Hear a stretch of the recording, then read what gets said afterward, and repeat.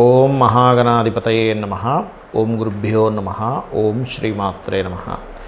పరమేశ్వర స్వరూపమైనటువంటి జ్యోతిష, వాస్తు మరియు ఇతర అనేకమైనటువంటి శాస్త్రములను మనకు అందించినటువంటి మహర్షులకి నమస్కారం. హయగ్రీవ హయగ్రీవ హయగ్రీవేతి యో వదేత్ తస్య నిస్సరతే వాణీ జహ్నుకన్యా ప్రవాహవత్. అరుణాం కరుణాతరంగితాక్షీం ధృతపాశాంకుశపుష్పబాణచాపాం అనిమాదిభిరావృతాం మయూకైః అహమిత్యేవ విభావయే భవానీం. శ్రీమాత్రే నమః. ప్రేక్షకులకి ఆ లలితాంబిక అమ్మవారి యొక్క అనుగ్రహం పరిపూర్ణంగా కలగాలని మనస్ఫూర్తిగా కోరుకుంటూ మనం ఈరోజు చెప్పుకోబోయే టాపిక్ ఏమిటంటే, కుంభరాశిలో శని వక్రగతిలో ఉంటూ మనకి అక్కడి నుంచి 6వ స్థానంలో కుజుడు ఎంటర్ అవుతూ, ప్రజెంట్ అయితే కుంభం నుంచి 5వ స్థానంలో శని ఉన్నాడు, కుజుడు ఉన్నాడు. తన శని వక్రించినందుకు తన యొక్క కాంబినేషన్, తన యొక్క దృష్టి 5-9 యాక్సెస్లో ఉంటూ, దాని తర్వాత అక్టోబర్ 20వ తేదీ నుంచి కుజుడు కర్కాటక రాశిలోకి వస్తాడు.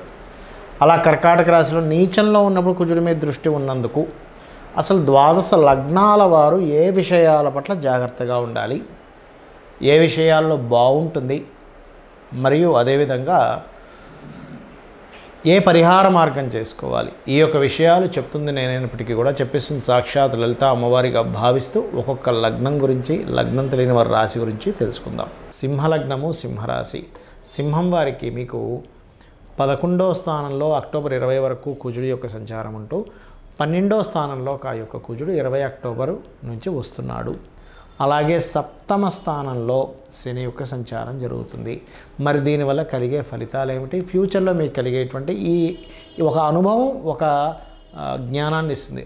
ఆ రకంగా మీకు ఇక్కడ ముఖ్యంగా మీరు జాగ్రత్త పడవలసింది ఏమిటి అంటే, వివాహము, వివాహ నిర్ణయాలు, జీవిత భాగస్వామితో వచ్చేటువంటి ఒత్తిడి, జీవిత భాగస్వామి ద్వారా మీకు కలిగేటువంటి ఫలితాలు, ఇవన్నీ కూడా చూపిస్తుంది, గుర్తుపెట్టుకోండి. అలాగే మరొక విషయం ఏంటంటే, ఇక్కడ గమనించినట్లయితే ఇక్కడ పర్టికులర్గా ఒక విషయాన్ని మీరు గుర్తుపెట్టుకోవాల్సింది ఏమిటంటే, 11వ స్థానంలో కుజుడు ఉన్నప్పుడు వేరు, 12లో నీచ స్థానంలోకి వచ్చినప్పుడు వేరు.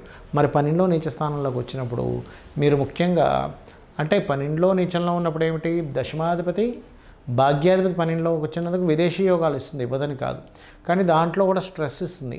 ఇన్వెస్ట్మెంట్స్ విషయంలో కాస్త చూసి ఇన్వెస్ట్మెంట్ చేయాలి. తండ్రి గారు ఆస్తికి సంబంధించిన విషయంలో తొందరపాటు నిర్ణయాలు ఏమైనా చేస్తున్నాం అనేటువంటి చూడాలి.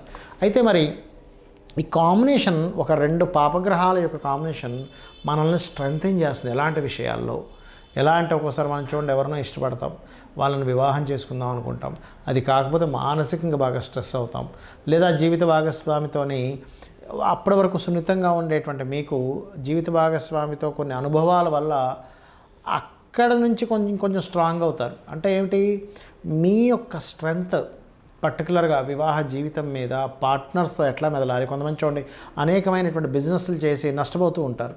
ఆ యొక్క నష్టపోయినప్పుడు ఏమవుతుందంటే, అప్పట్లో నష్టపోయినప్పటికీ తర్వాత ఏమవుతుందంటే వాళ్ళు చాలా స్ట్రాంగ్ అవుతారు. ఏ బిజినెస్ చేయాలన్నా సరే, అంటే ఎలాంటి అప్ అండ్ డౌన్స్ వచ్చిన ఆ బిజినెస్లో సామాజికంగా కానీ, బిజినెస్ రిలేటెడ్ సంబంధించిన విషయాల్లో కానీ ఎలా హ్యాండిల్ చేయాలి సమాజాన్ని, నాకు ఒక సిచ్యువేషన్ ఎదురైనప్పుడు నేను ఎంత స్ట్రాంగ్గా ఉండాలనేటువంటిది ఈ 5-6 నెలలు ఉండేటువంటి ఈ యొక్క జర్నీ మీకు రూల్ చేస్తుంది.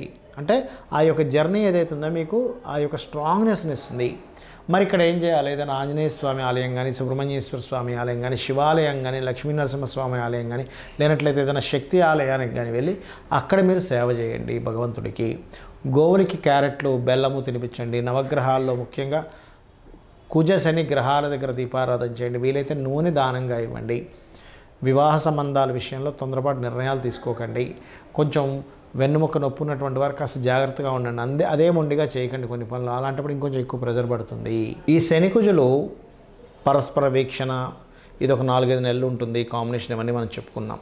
అయితే ఈ కాంబినేషన్స్ ఉన్నప్పుడు ఎవరి మీద ఎక్కువ ప్రభావం చూపిస్తుంది, ఇది మోస్ట్ ఇంపార్టెంట్. ఎలా అంటే చూడండి, ఇప్పుడు మనకి చలికాలం వచ్చింది, అందరికీ జలుబేం చేయదు. కొంతమందికి ఏమో ఎక్కువ జలుబు చేస్తే, కొంతమంది నార్మల్గానే ఉంటారు. ఎందుకు, వాళ్ళల్లో ఆ శక్తి ఉంది, తట్టుకునే శక్తి కొంతమందికి ఉంది, కొంతమందికి తట్టుకునే శక్తి లేదు. ఇన్ఫెక్షన్స్ వచ్చినప్పుడు కొంతమందికి వస్తుంది, కొంతమందికి రాదు. అంటే అర్థం ఏమిటంటే, వాళ్ళల్లో ఇన్బిల్ట్గా ఉన్నటువంటి శక్తి ఏదైతే ఉందో అది వాళ్ళని రూల్ చేస్తుంది, అది గుర్తుపెట్టుకోవాలి.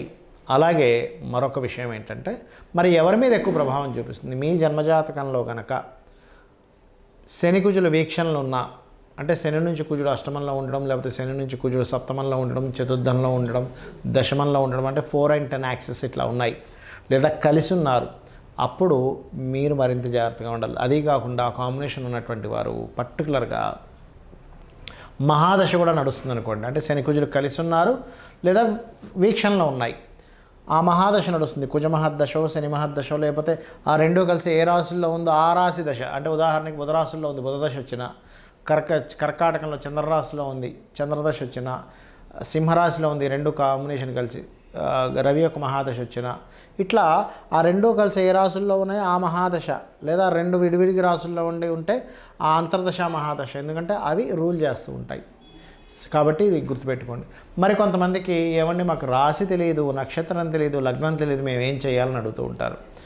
అలాంటి వారు చేయవలసింది ఏమిటి అంటే సింపుల్గా ఏమీ లేదు. ఇక్కడ మీకు దగ్గరలో గోశాల ఉన్నట్లయితే గోవు దగ్గరికి వెళ్ళి చక్కగా మీరు క్యారెట్లు బెల్లము తినిపించండి. మంత్రం ఏం చేసుకోవాలి? లలితా సహస్రనామాల్లో ఓం అనాకలిత సాదృశ్య చుబుకశ్రీ విరాజితాయై నమః, ఓం స్కందాయ నమః, లేదా ఓం హరిమర్కటాయ నమః, ఈ రెండు కలిపి కూడా చేసుకోవచ్చు. ఓం అనాకలిత సాదృశ్య చుబుకశ్రీ విరాజితాయై నమః, ఓం హరిమర్కటాయ నమః, ఈ రెండు సంపుటీకరణ చేసినట్టుగా కూడా చేసుకుంటే మీకు ఆ శని కుజులు ఎవరైతే ఉన్నారో ఆ ఎనర్జీ ఫార్మింగ్ చేసేటువంటిది ఎలా అంటే ఇప్పుడు బాగా బయట చలేస్తుంది, కానీ కోట్ వేసుకున్నాం, స్వెటర్ వేసుకున్నాం, మనకు చలియదు. ఎందుకు? బయట చలి ఉంది కదండి, అంటే మీరు ఒక రక్షణ కవచాన్ని పెట్టుకున్నారు. అలాగే ఒక మంత్రం అనేటువంటిది ఏం చేస్తుందంటే ఆ ఎనర్జీని ఫామ్ అవ్వనివ్వకుండా చేస్తుంది. ఇది గుర్తుపెట్టుకోండి. అలాగే మరొక విషయం ఏంటంటే ఎప్పుడైనా శని కుజులు ఉన్నప్పుడు ఏమవుతుందంటే మనుషుల్లో అన్నిట్లో కూడా ఒక అగ్రెసివ్ నేచర్ని ఇస్తుంది. మనుషులు మాత్రమే కాదు, మీరు పెంచుకునేటువంటి పెంపుడు జంతువుల్లో, అది గుర్రాలు కావచ్చు, కుక్కలు కావచ్చు, పిల్లులు కావచ్చు, ఏదైనా పెంపుడు జంతువులు చూస్తున్నాం అనుకోండి, అవి కొంచెం అగ్రెసివ్గా ప్రవర్తిస్తుంటాయి. అలాంటప్పుడు మనం చూడండి కొన్నిసార్లు చూస్తుంటాం, ఓ పిల్లవాడు ఎవరో వెళ్తుంటే కుక్కలేవో వెంటబడ్డాయని, ఇట్లాంటివి. అంటే ఏమిటి? చిన్నపిల్లల్ని ఎక్కడికైనా పంపించేటప్పుడు పెద్దవాళ్ళకంటే ప్రాబ్లం లేదు, అక్కడ కాస్త ఈ జంతువులు ఉన్నాయి, ఈ రోడ్డు మీద ఉండేటువంటి కొన్ని ఉంటుంటాయి.